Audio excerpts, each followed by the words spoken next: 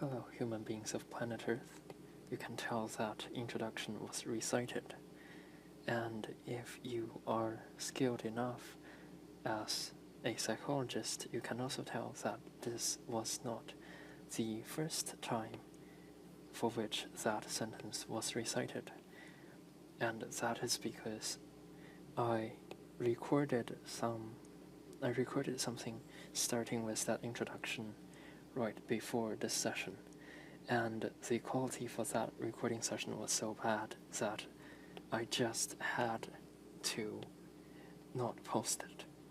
This is why I am recycling the introduction. Anyways, I have explained to myself when I was doing practices why that is. People on YouTube tend to use a fixed introduction for all of their videos. So if you check out the videos for people who regularly post, you can probably see that many of them use the same introduction for all of their videos. Personally, I am guessing this is because when people are recording videos, they put themselves in a mindset that is rather unlike the mindset that they use for their daily lives. So, in a way, they are mentally altered as compared to usual. And by having a fixed introduction, such as the one that I just showed you, or the ones that people actually use, they help themselves ease into the recording mindset, so to speak. Sorry, I was trying to make sure that everything was recording. So, to let you in on the behind-the-scenes stuff, I actually wrote a list of conversation topics on a piece of paper just in case I run out of things to say. If you watched the last video, you might have heard me say that drawing and talking is harder to commentate on than something like a video game where random events happen, which allows the commentator to always have new topics to talk about. So, since I don't have the same luxury, I will have to prepare ahead of time. Now, the topics that I prepared to talk about are all somewhat irrelevant to the artwork itself, so whenever possible, I would be trying my best to make original topics that are relevant to art. For example, I can talk about the design of this character that I am drawing right now. You don't have to look up from whatever you're working on right now, because I will describe all the necessary details.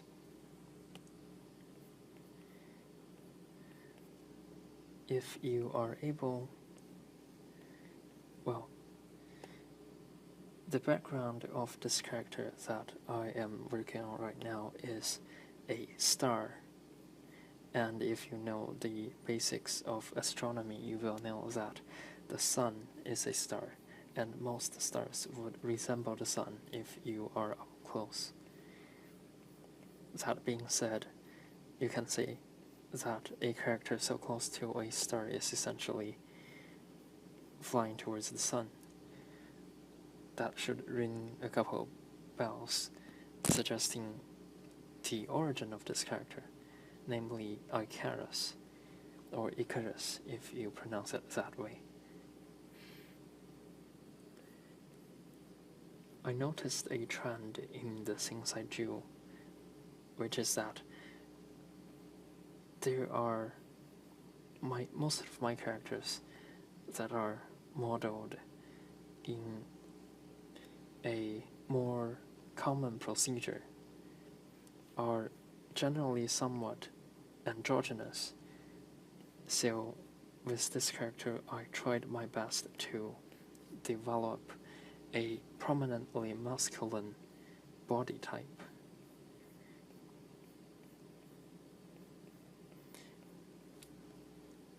So after browsing lots of images, I decided that a masculine body type would be manifested in broad chest and more angular limbs.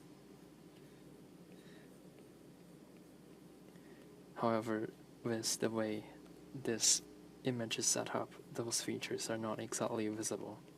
Alright.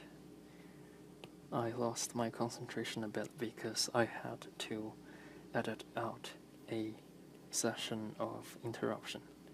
Also, if you're hearing creepy noises in the background, it is not because I am recording this in a morgue or a haunted house. It's because the noise removal procedure in my recording and editing software makes the background noise sound like a bunch of skeletal spiders.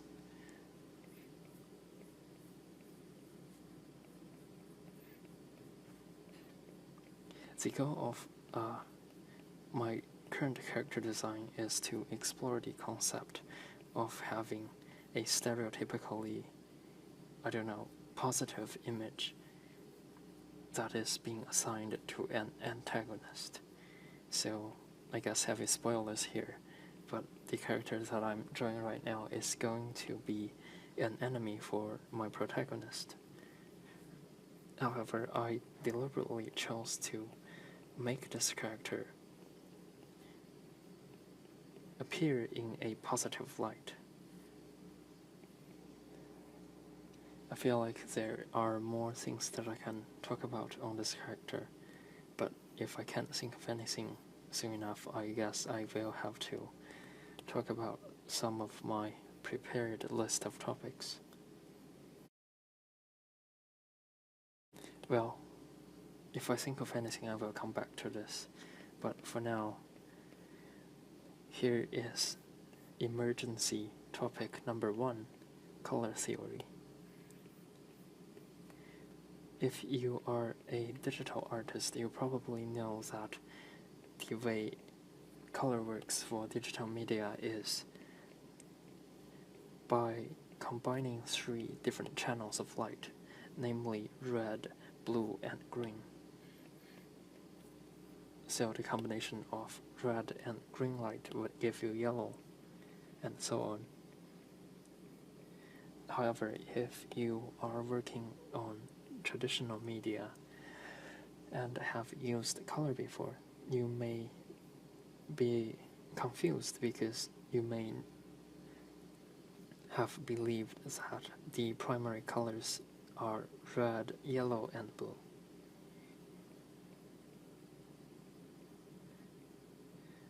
At least that was the way that I was educated when I had the paltry bit of educational art.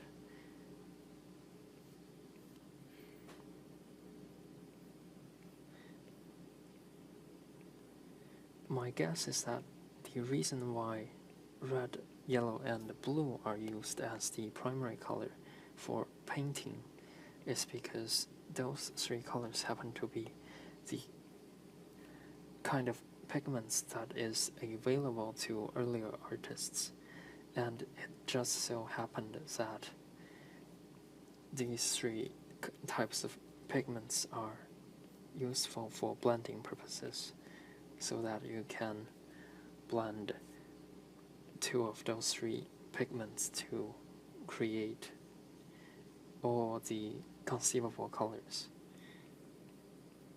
Or at least that is theoretically the case.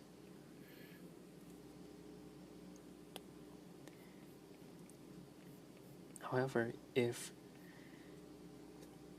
my belief about color theory in the digital art sense is correct, namely that red, green, and blue light are the essential components of all visible color, then it shouldn't be true that you can generate any color using red, blue, and yellow pigments.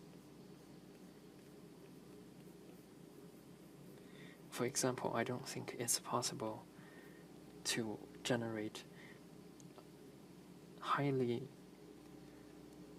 saturated green color using only blue and yellow pigments. If my color theory is correct, then the reason why blue paint look blue is because blue pigment absorbs red and green light, leaving only blue light to be reflected. Therefore, it appears blue. If that were true, then it shouldn't be possible to combine this kind of pigment with yellow pigment, which absorbs only blue light, and generate a mixed paint, to put it simply, that is 100% reflective to green light. The reason why you would want to add blue pigment to yellow in order to make the final product appear green is because the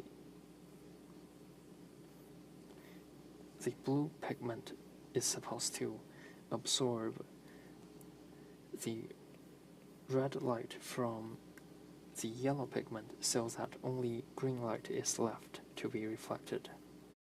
However, if I was correct about blue paint absorbing green light, then the final product should be a dark green, because part of the green light that shines on the mixture is absorbed by the blue pigments. If you're working with traditional media, you may want to do an experiment with that.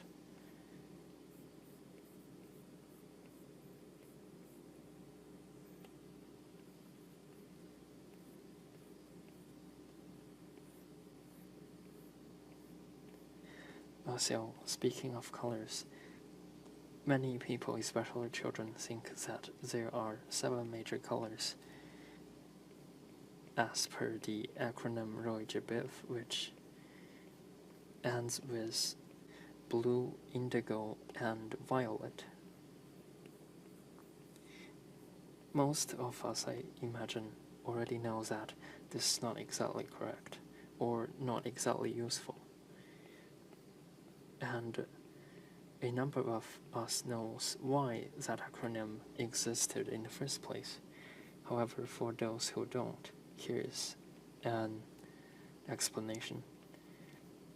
The idea of there being 7 major colors in the spectrum of white light is due to something that Isaac Newton came up with, and the reason why he chose there to be 7 major colors, even though the visible spectrum is infinitely divisible, is because there are also 7 major notes in the Western music, and so Isaac Newton really wanted color and music to correspond to one another. That is why he chose to divide the rainbow, so to speak, into 7 different components. Now, this is a pretty much arbitrary decision, and a not very useful one at that.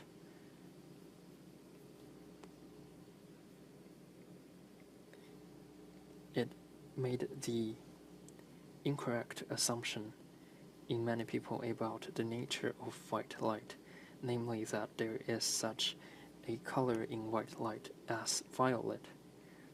When we talk about the color violet, most people think of a purplish color. And that's why some people think the poem roses are red, violets are blue are silly.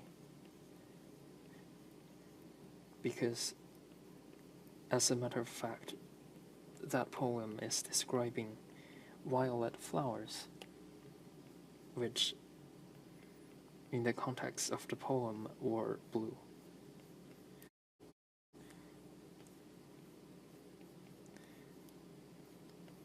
The color violet as a purplish color does not actually consist the spectrum of white light. And if you diffracted white light using lenses, you will see that the whole spectrum ends at blue.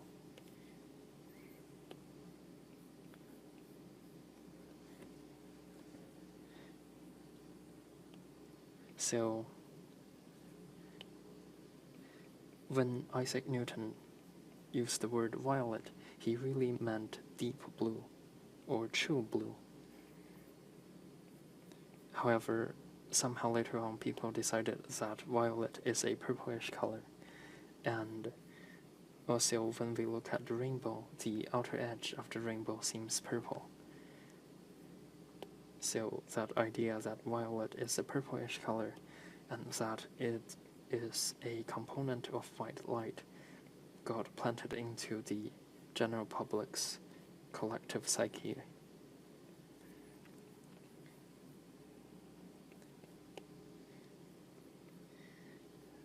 What I'm basically trying to say is that violet is blue, and you have Newton to blame for that.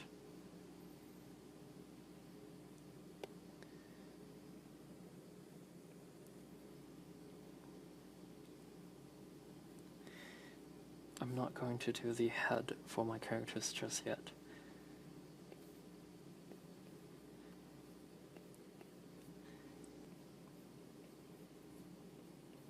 Now, to finish up the topic on color theory, if you wanted to have paints that are photochromatically correct, so to speak, you should be mixing paints of cyan, yellow, and magenta colors, because these colors each absorb one of red, green, and yellow light. Sorry, red, green, and blue light.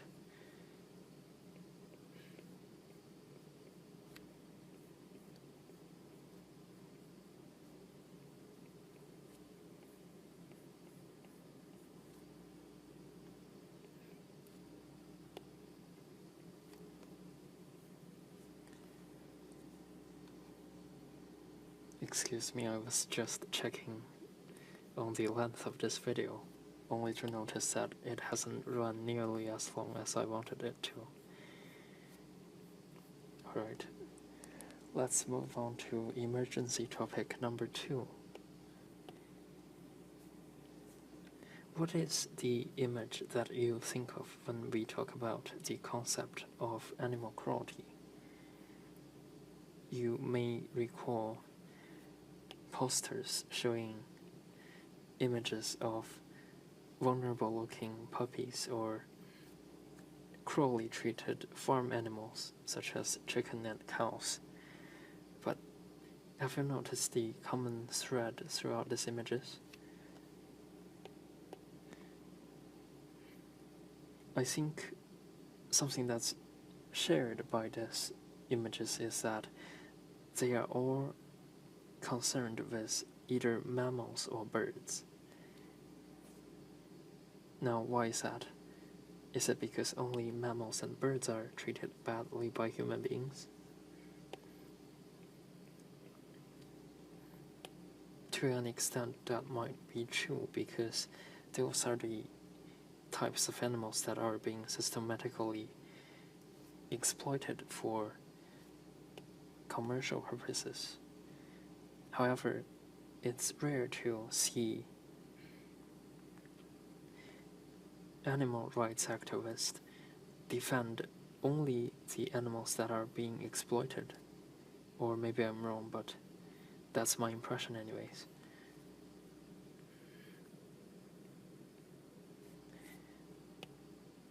we rarely see anyone detest the harm done to non-mammalian or non-avian animals, such as a lizard or a spider, or fish for that matter, even though we do sometimes get advocates saying that we shouldn't be over harvesting the sea fauna. However, you can also notice that when we talk about overfishing, we treat it as much more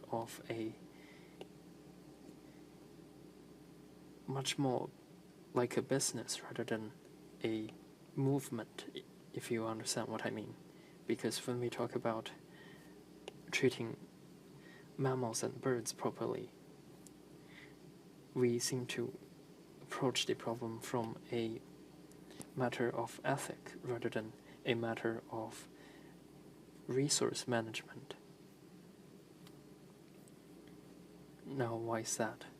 Why do we tend to consider the maltreatment of birds and mammals to be worse than the exploitation of fish, or in a much more extreme comparison, we don't even bat an eyelash when we kill pests or stomp on a spider?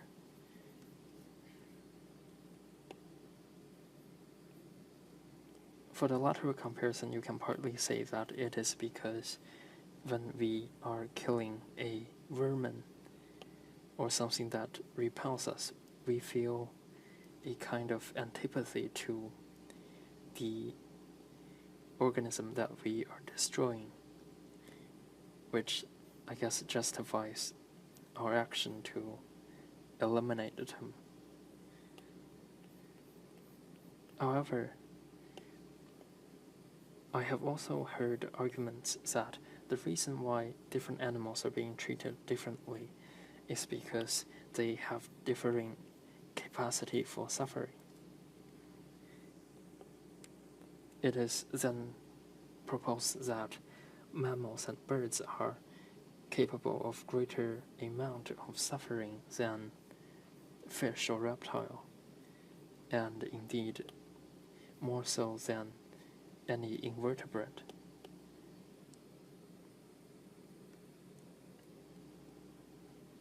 But it's also easy to argue that the reason why we think certain animals suffer more so than the other is because some of them will announce their pain, whereas others, such as fish or reptile, are silent,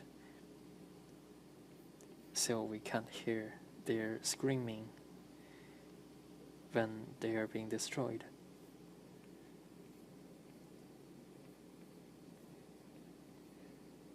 And so we come to think that they are less capable of suffering, also perhaps because they are somehow more distant from human beings, because they are ectothermic. That is to say, they are cold-blooded, whereas human beings, a member of mammals, and birds are warm-blooded.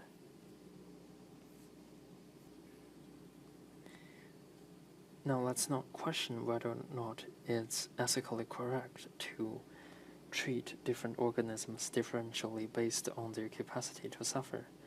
Let's just think for a minute what kind of practical problem this philosophy may bring about. First of all, if it were true that we deserve our right by the virtue of our capacity for suffering, would it be then reasonable for us to limitlessly exploit something that has no capacity for suffering? So imagine for a second that there is a certain mutant who is in every way just like a human being, except it has no capacity for suffering. It is capable of detecting pain and damage, but it is not capable of experiencing pain.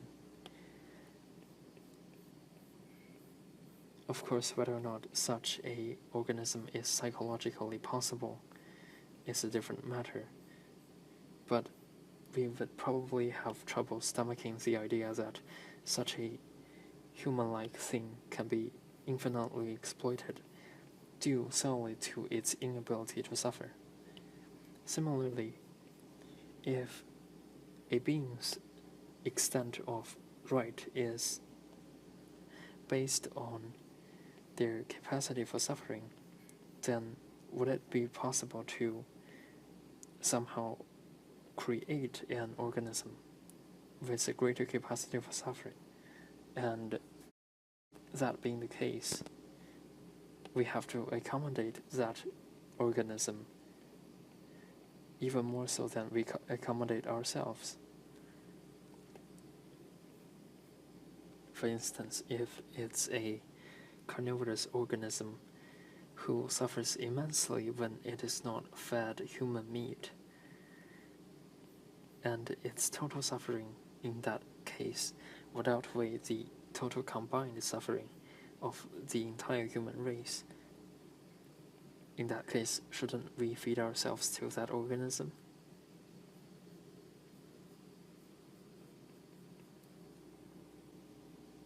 These are some of the practical consideration when we try to implement the philosophy wherein suffering is proportional to the amount of right something deserves. It doesn't say anything about whether or not it's right or wrong to calculate an organism's deserved right based on its capacity to suffer, but it does show that there may be problems if we do try to implement such a philosophy.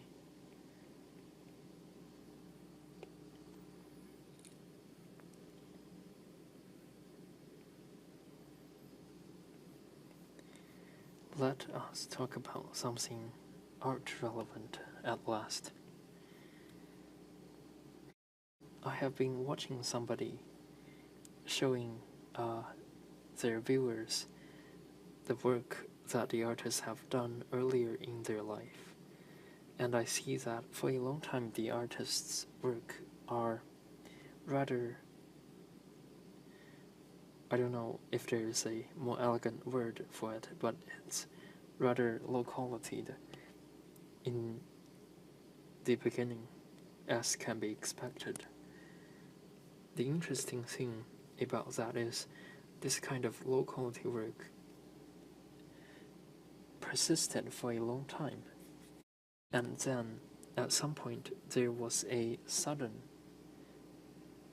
increase in the quality of work. According to the artist, there were no significant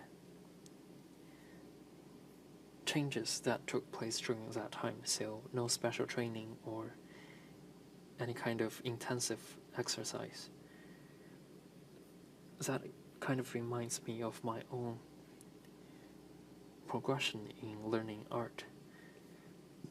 Namely that I found my ability to draw increased not gradually but sporadically.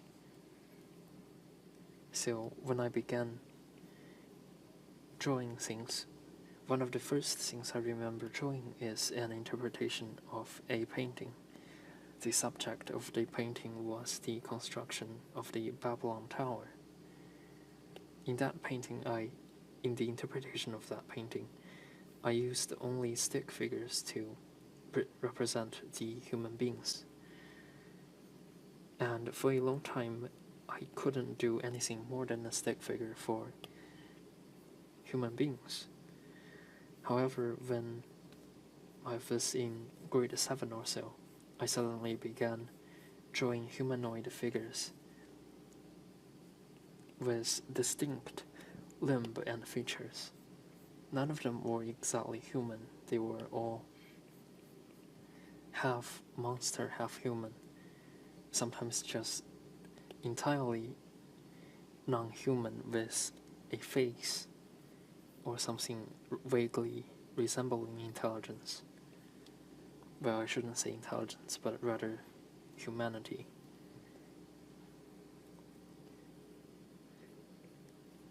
So that, I guess, can be considered a leap in my ability to draw.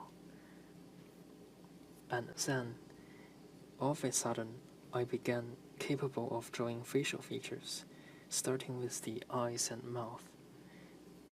They were quite simplistic in the beginning, and like many young artists who were influenced by Japanese manga, I put lots of emphasis on the way I drew the eyes. So I would have characters with extremely complex looking eyes and a single line for mouth. That continued for a long time until all of a sudden I began drawing noses. In case you're curious, during my previous phase, I did not draw any noses on my characters. But after I began drawing noses, I realized that it is actually impossible for me to draw a human face without starting with the nose. Quite recently, maybe no more than a month ago, I discovered that I can start drawing a face by first drawing a circle and then figuring out the orientation of the face, then adding features. This somehow has greatly increased the perceived quality of my faces. So perhaps it is actually not true that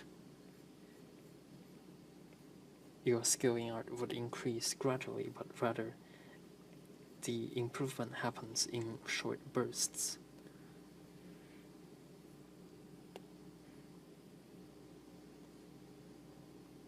I wonder if that's a common thing for you.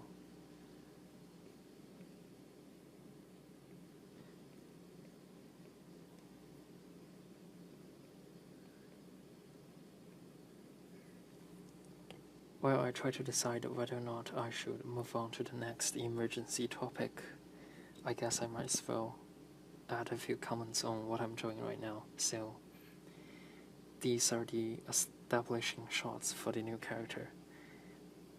For the rest of this series, most characters appear right away in a functional kind of way, whereas this one I took the length to present the character in a more artistic fashion. However, it seems like I shouldn't have made the figure look similarly sized in all three images, but that problem is a bit late to fix. For a moment there, I thought my program wasn't recording. But I guess you aren't really interested in that kind of things, are you? Well, with nothing more to talk about, and me being unwilling to move on to the final topic of the emergency topic list, which is, well, I will tell you what it is maybe next time. I guess there really isn't any reason I should be keeping you around, so I guess this is goodbye.